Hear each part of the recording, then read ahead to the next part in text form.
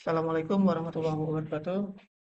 Perkenankan kami mempresentasikan laporan hasil simulasi tugas besar jaringan komputer dengan judul laporan kami hari ini adalah analisis segmentasi jaringan dan evaluasi performa interVLAN routing menggunakan teknik router on stick pada topologi star menggunakan CISO packet tracer. Simulasi ini disusun oleh tim kami yaitu Muhammad Umam, Muhammad Riansyah, Helmi Agil, Wahyu Hidayatullah, dan Satan Prananda Putra. Di bawah bimbingan Bapak Giri Purnama. Tujuan kami adalah mendokumentasikan implementasi VLAN dan menganalisis kinerja inter-VLAN routing untuk memahami bagaimana segmentasi jaringan bekerja secara efektif.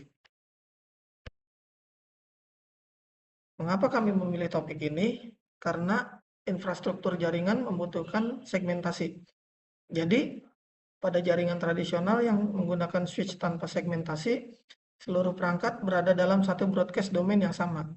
Kondisi ini yang sering disebut jaringan flat, yang dapat menimbulkan broadcast storm dan penurunan performa yang signifikan saat perangkat bertambah. Selain itu, dari sisi keamanan, setiap pengguna bisa mengakses data departemen lain tanpa batasan. VLAN atau Virtual Local Area Network menjadi solusi untuk membagi satu switch fisik menjadi beberapa segmen logika. Namun, ada konsekuensinya. Perangkat di VLAN berbeda tidak bisa saling berkomunikasi. Untuk menghubungkan kembali segmen yang terisolasi ini, kita membutuhkan teknologi yang disebut inter-VLAN routing.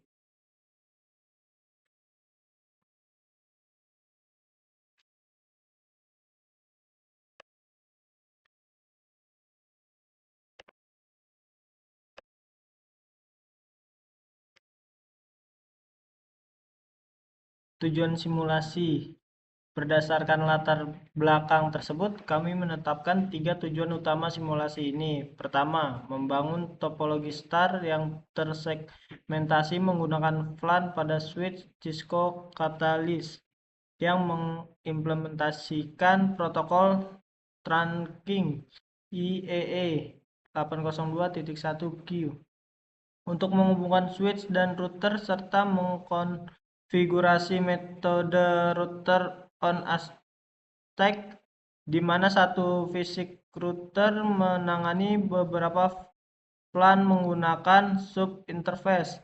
Kedua, mengukur dan menganalisis perbedaan kinerja jaringan khususnya parameter latensi, packet loss, dan nilai TTL antara komunikasi dalam VLAN dan antar VLAN. Dan terakhir, memverifikasi jalur paket menggunakan perintah tracket dan mengimplementasikan kebijakan natif VLAN untuk mitigasi eksploitasi keamanan. Metode dan topologi jaringan.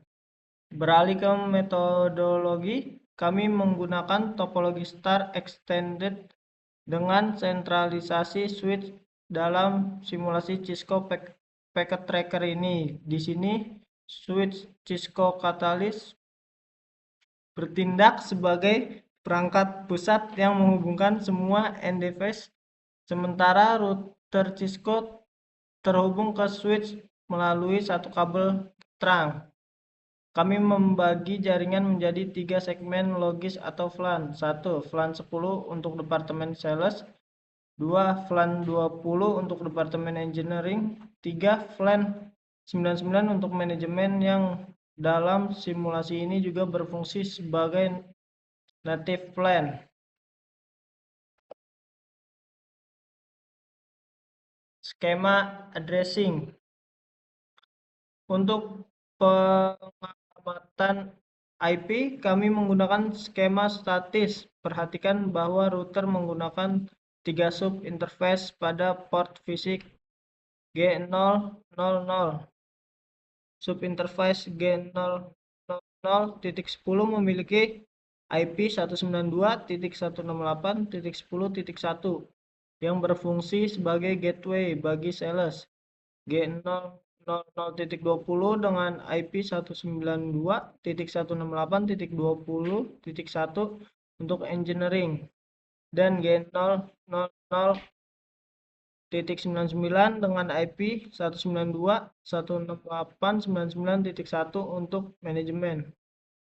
Setiap PC dikonfigurasi dengan gateway sesuai plan mereka masing-masing agar dapat berkomunikasi keluar. Kami merancang dua skenario pengujian utama untuk mengevaluasi performa, yaitu skenario A adalah pengujian intra-VLAN, di mana PC Sales mengirim ping ke gateway-nya sendiri. Ini menilai konektivitas dasar tanpa proses routing antara VLAN yang kompleks.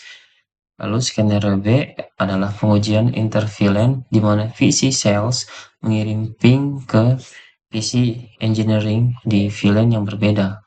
Di sini, paket wajib melewati proses routing. Pada setiap skenario, kami mengirimkan 50 paket ICMP dan mengukur latency serta nilai time to live atau TTL.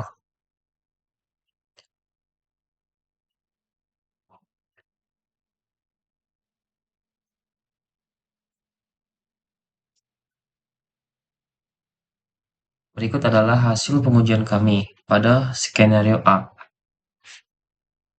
Kita lihat hasil yang sempurna. 0% paket loss dan latensi maksimalnya hanya 1 milidetik. Ini menandakan konektivitas internal berjalan sangat lancar. Sedangkan pada skenario B tercatat adanya satu paket request timeout dari 50 paket, atau sekitar 2% paket loss. Kami juga mencatat lonjakan latensi hingga 10 milidetik pada salah satu paket.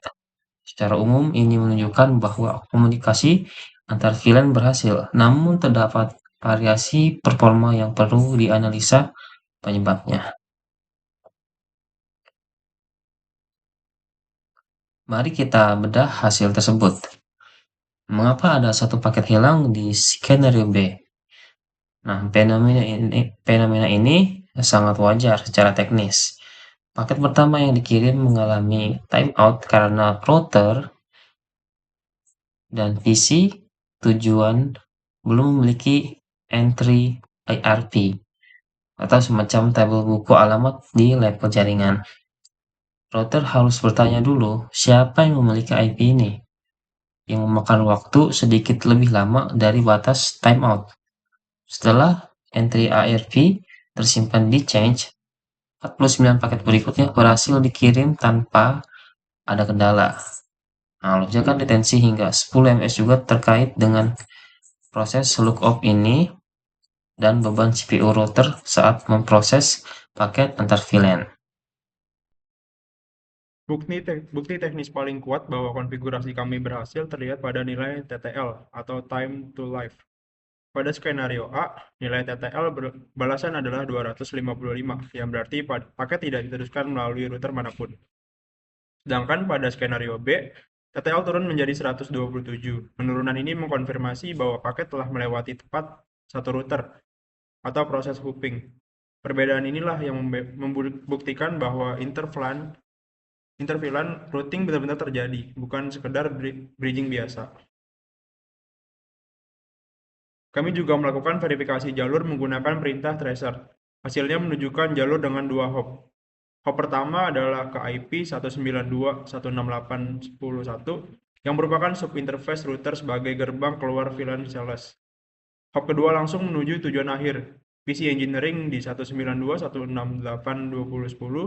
Jalur ini memverifikasi bahwa paket dari sales naik ke router, di router ke VLAN 20, lalu diturunkan ke PC Engineering, sesuai persis dengan desain router on a stick.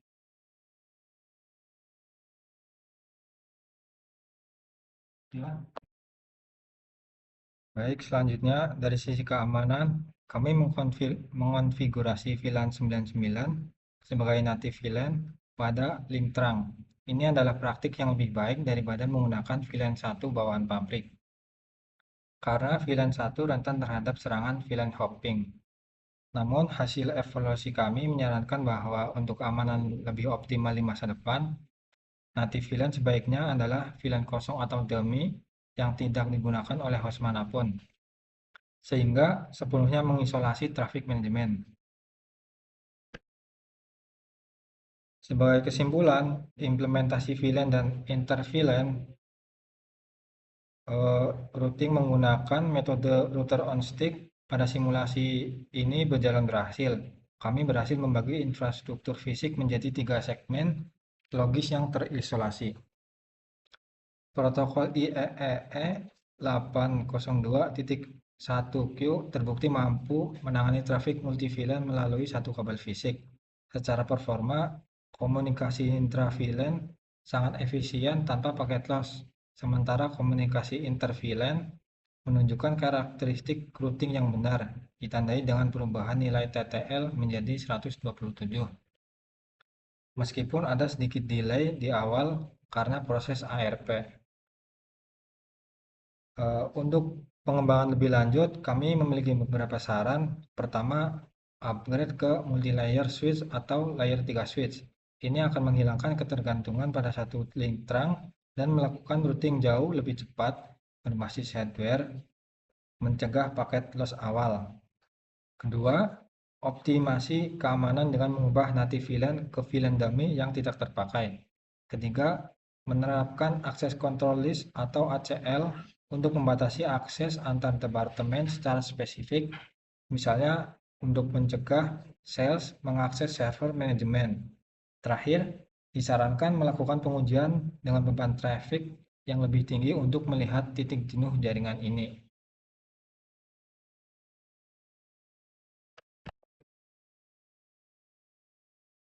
Demikian presentasi mengenai analisis segmentasi jaringan dan evaluasi performa inter-VLAN routing yang dapat kami sampaikan. Terima kasih. Assalamualaikum warahmatullahi wabarakatuh.